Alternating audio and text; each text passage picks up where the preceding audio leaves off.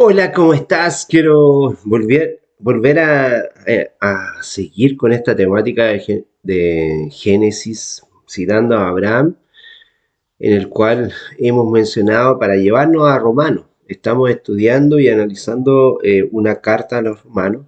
En este caso estamos viendo el tema de la justificación por la fe en el capítulo 4, sin mirar otros fundamentos, eh, sino que entendiendo que esta es una doctrina del antiguo pacto, una doctrina del Antiguo Testamento. Que como decíamos en el versículo eh, 13 o el 18, por ejemplo, el cual creyó en esperanza contra esperanza para venir a ser padre de muchas naciones conforme a lo que se había dicho. Así será su simiente.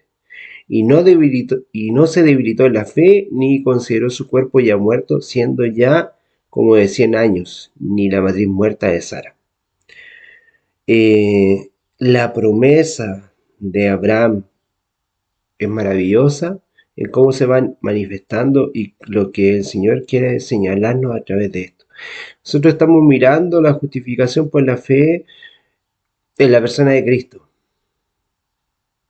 la justificación por la fe en la persona de Cristo y cómo esto también está citado desde el Antiguo Pacto.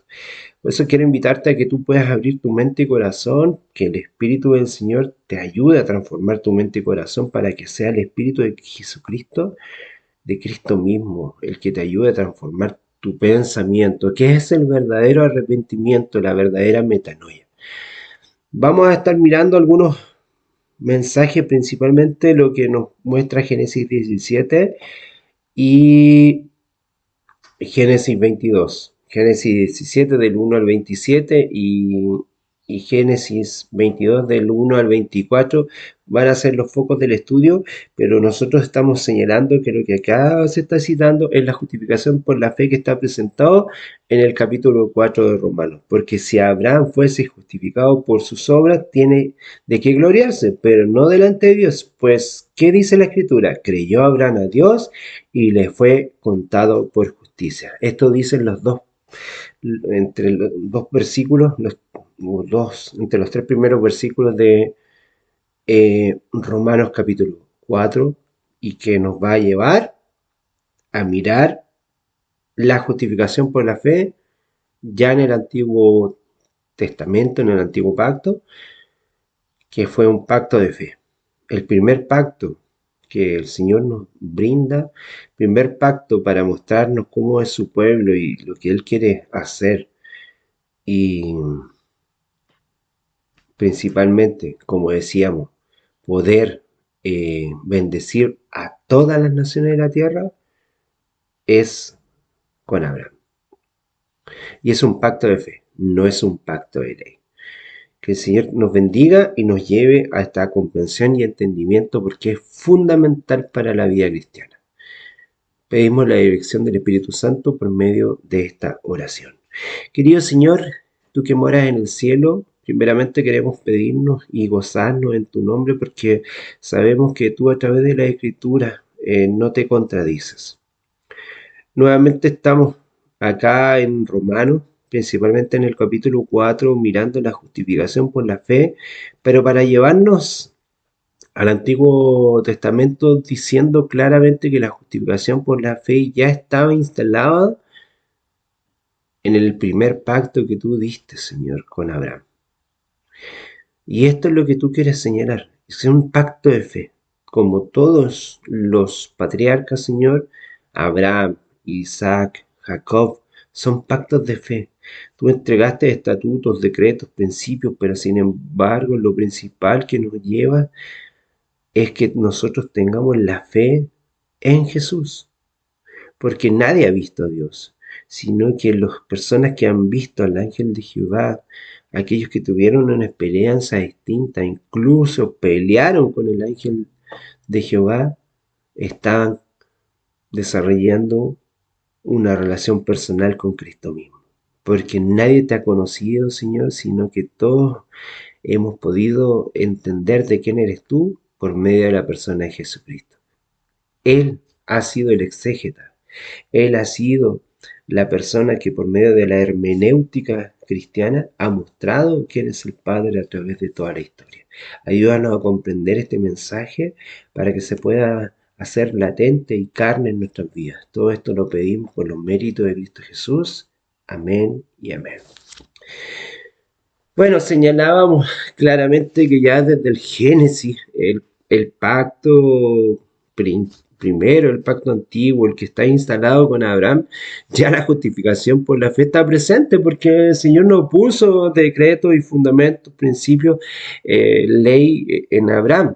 Sí dice también claramente que el Señor le entregó su mensaje y le entregó sus decretos para que él pudiese guiarse correctamente. Sin embargo, tú sabes, como ya dijimos, fue llamado desde una ciudad pagana, lo saca de la comodidad con toda su familia y ya a pesar de todas las situaciones, un hombre viejo que viene a cumplir una promesa y que en este caso el Señor le muestra el cielo abierto diciendo que todas las, así como las estrellas, así será su descendencia y podrá bendecir a todas las naciones, a todas las familias de la tierra. ¿A los judíos solamente? No, a todas las familias de la tierra. Esto es lo que Pablo viene conversando a través de Romanos. Para aquellos que tienen ese espíritu judaizante, no, es acá. Entre la última promesa de Dios y su cumplimiento vemos que Abraham dudó y engendró un hijo, de la manera que no era correcto, ¿cierto? Como podemos ver en Génesis. Y este se llamó Ismael, ¿verdad? Tiene responsabilidad Ismael, ya hemos hablado muchas veces de esto y vemos que Ismael está bendecido, el ángel de Jehová. Cristo mismo se aparece en dos oportunidades a su madre Agar, cuando antes de que naciera, Ismael dice que va a ser bendecido, porque el Señor solamente bendice. Va a bendecirlo a él y será un hijo amado, será un hijo amado, un hijo próspero y bendecido por el ángel de Jehová, por Cristo mismo. Muchas veces, y esto, a ver, perdóname la palabra, pero es una estupidez lo que hemos hecho los cristianos, y culpabilizando a Ismael, a lo que hizo, cuando el Señor Jesucristo mismo, manifestándose como el ángel de Jehová, Jehová mismo, uno con su Padre, mostrando y diciendo que Él ama a Ismael. Y el hijo de Agar, la sierva que fue tomada, y en dos oportunidades se le aparece antes de nacer Ismael y cuando tiene que irse desterrado hacia un desierto para comenzar una vida nueva con un padre desnaturalizado como Abraham, que nosotros lo tenemos muy idealizado, pero fue bien, bien terrible. O sea, mandar a en ese momento Abraham, el hombre más rico de toda la tierra, manda a su hijo con solamente una alforja, un cuero de agua a transitar por el desierto. Pero ahí vemos que nosotros no somos como Dios. Dios es rico en misericordia, lleno de amor, manifestando su gracia y a ese hijo que no era el esperado, no era el deseado, ni era el que iba a cumplir la promesa, el Señor le da una promesa y le dice que va a ser bendecido y que será próspero. El ángel del Señor, Cristo mismo. Pero eso, bueno, me salí del tema y te pido disculpas porque en realidad es la evasión que a veces uno pone en esto. Abraham tenía ya a su hijo Ismael y reaparece cuando Abraham tiene 99 años y le asegura que tendrá un hijo y aunque Ismael no será el fruto de la promesa, nosotros vemos en los versículos 9 al 14 que el Señor establece la circuncisión. Por eso que los, eh, los hijos de Ismael, los ismaelitas, y hoy día, después de 600 años de la muerte de Cristo, que hoy culpamos a Ismael, cuando los ismaelitas jamás lucharon contra el pueblo del Señor, eh, se levantó Mahoma con los musulmanes y siguen el ejemplo de Ismael y circuncidando a las personas después de los 8 años, ¿verdad? Entonces, le asegura que tendrá un hijo y que Ismael, a pesar de que es amado, no es el fruto de la promesa ni quien va a cumplir, porque Ismael era fuerte, tenía muchas habilidades, pero el Señor siempre se manifiesta en el más débil. Y la circuncisión iba a ser un sello externo que representaba la circuncisión del corazón, el romper el corazón, relacionado en el Nuevo Testamento con la verdadera conversión humana. La práctica nos recuerda que transmitimos el pecado a las generaciones, así como todos nacemos pecadores, pero la circuncisión habla de la redención en la que Dios, en la persona de Cristo, no en el rito, circuncida nuestros corazones para que el Señor tenga una nación santa, sin pecado, a la medida de Jesús. Por adelante en el capítulo, Dios manda los cambios de nombre, ¿cierto? El nombre de Sarai a Sara, y desde el versículo 23 en adelante se realiza la circuncisión de todos los varones del pueblo.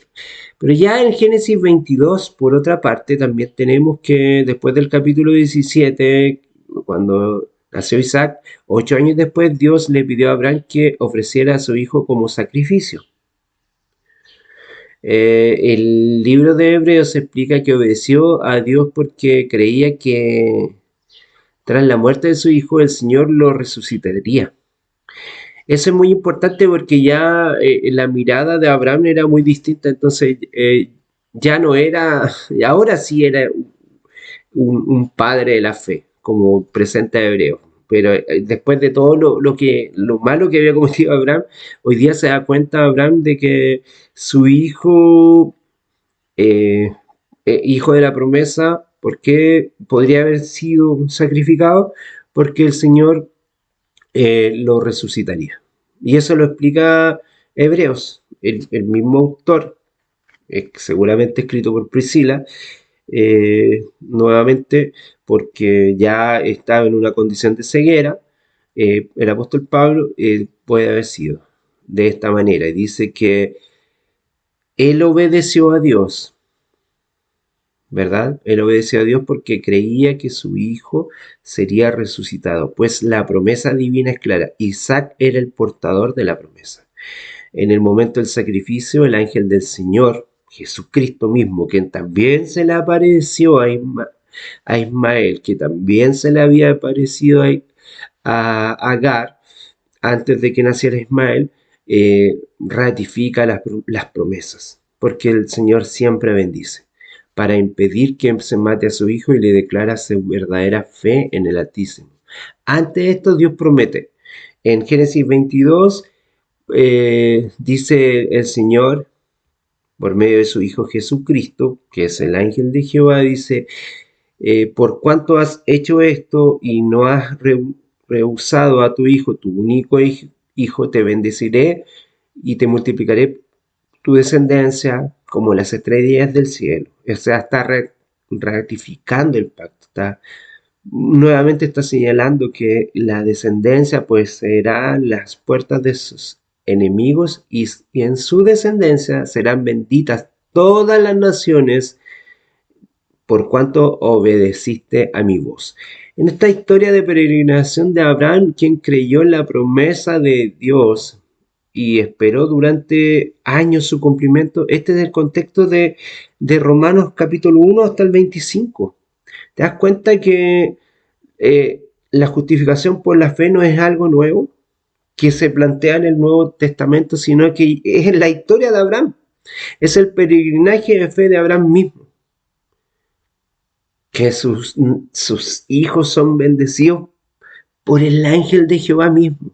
Uno, el hijo de la promesa, y el otro bendecido a pesar de que no era el hijo que el Señor quería proyectar.